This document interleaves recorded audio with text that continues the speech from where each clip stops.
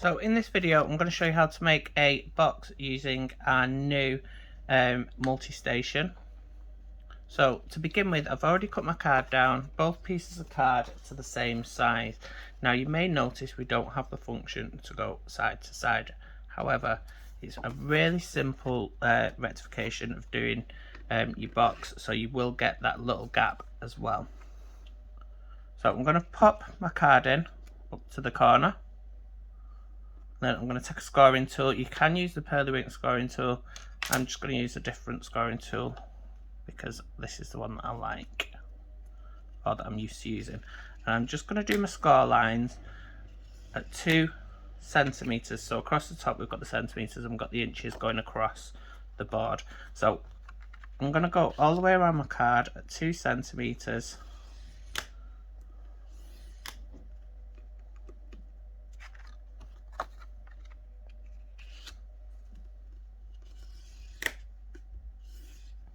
From the top. So this is going to be the top of my box. So I've gone all the way around there and you can see the score lines on the back. Then I'm going to take a pen.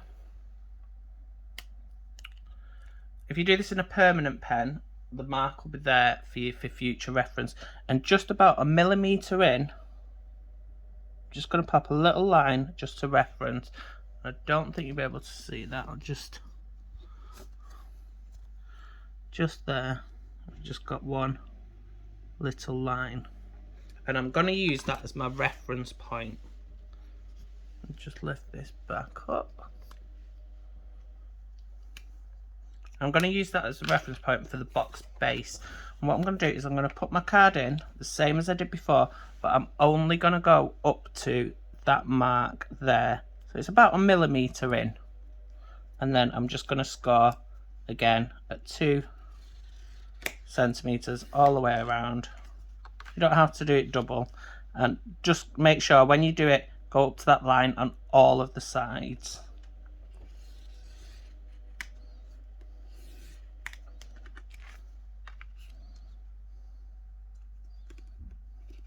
Oops.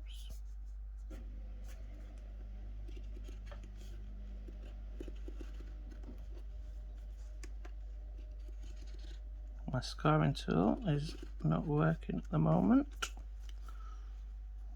What I'll do is I'll go this way instead. Up. That's my fault.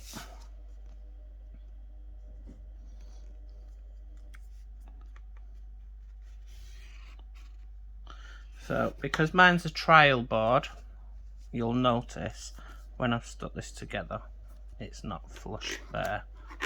But mine's only the trial board. Yours will not come like that. Yours will be stuck together properly. It's just because when I design something, I get a little bit excited. Right, so then we're going to fold the card over, fold it into the score line. So that's the bit I've just scored. So then I'm just going to fold it into the score line. Then I'm going to take my bone folding tool and just give it a nice sharp crease all the way around. And I'm going to do that on both pieces.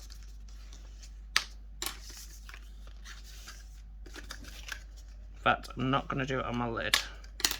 Just make sure that is my lid. So you can check which one's which. So I have done it on the lid. So the lid is slightly wider than the other one, but that's not a problem, because what I'm going to do is I'm going to actually stamp onto that as well.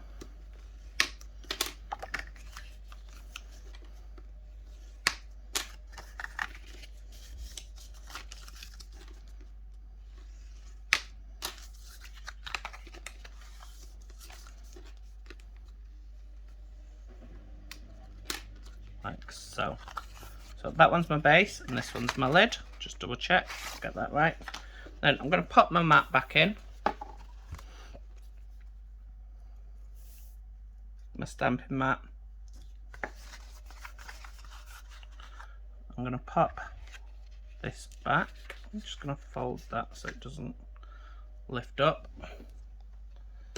I'm going to grab my stamp. For this one, I'm using the Friend stamp set, and I'm just going to pop that in the centre there. And then I'm going to use my platform, and I'm just going to pick up that stamp. Doesn't matter which side you use. So these just go into the notches here. I'm going to pick my stamp up. There may still be some ink on it. No, there's not. I'm just going to grab an ink pad. So I'm going to use the pretty colour inside. I'm going to do pink.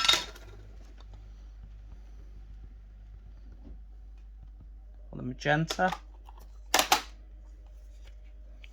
And then just make sure you've got your notches all aligned on the top there and the side, and then pop that down. Light touch. Lift it up a little bit just to check. I just need to go back in just on that side there.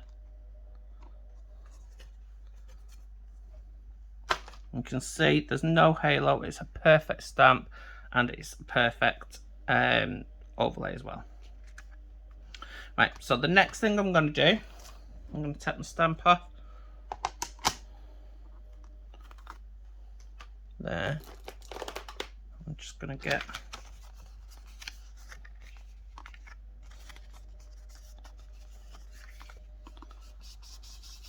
a blending brush. It's still got a little bit of pink on there. And I'm just going to go around my edges like so. I bet that camera is shaking like mad.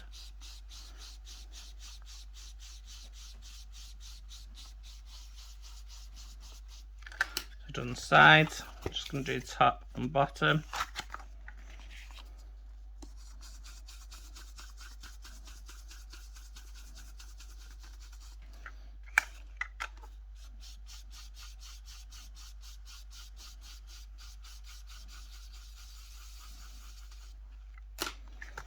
Like so. And then I'm going to snip the corners, and I've picked up a little bit of black. So if you are using this to work on, just make sure you give it a wipe and get any ink off there, because it is a multifunctional tool, so you can use this as a workstation as well. Just chop in my notches.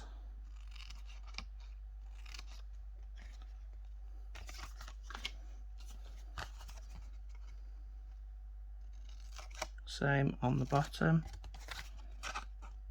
You can use tape for this if you want, but I'm going to use the Pink Frog EVA.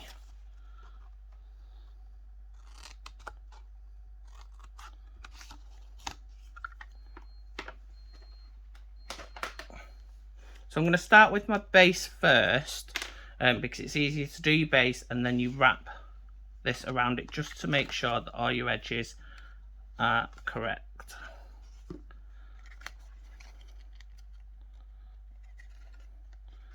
So I love the Pink Frog EVA because it's a really quick grab. It only takes a couple of seconds.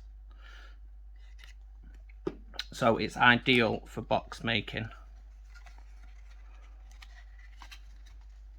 Just make sure those edges are square.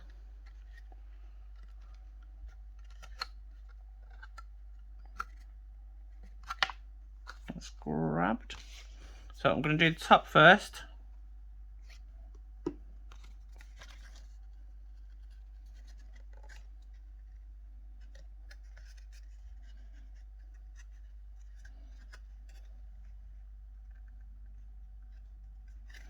Like so, you can test if it's going to work, because you can pop it in there like that, and you can see that if it was tight, what I would do is I'd pop my glue on there on the top, and then I'd close that around it.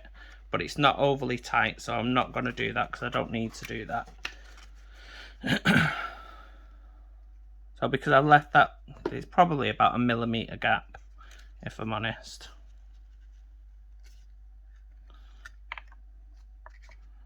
Just wait until that's caught.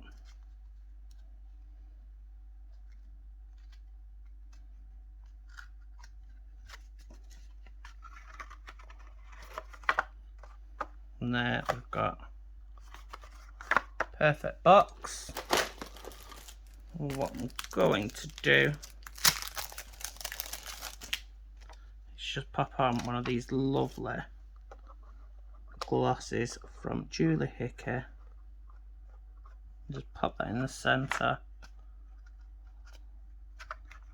like so. Turn that off there. And we've got a beautiful little gift box. Thanks for watching.